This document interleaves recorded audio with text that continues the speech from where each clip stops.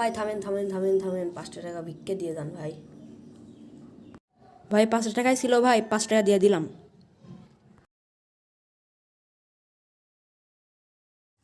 ভাই দাঁড়ান দাঁড়ান দাঁড়ান দাঁড়ান। তুই চোখে দেখিস নি, আমি যাচ্ছি, তুই কেমন দেখলি? আমি আপনার পায়ের শব্দ শুনতে পাইছি যে আপনি এমনি হাইটি যাচ্ছেন। তাহলে তো কি করতে হবে এখন? 5টা টাকা দিয়ে যান আল্লাহর ওয়াস্তে। দাঁড়া,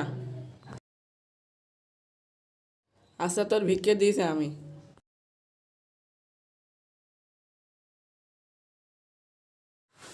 আমার টাকা কোন গেল?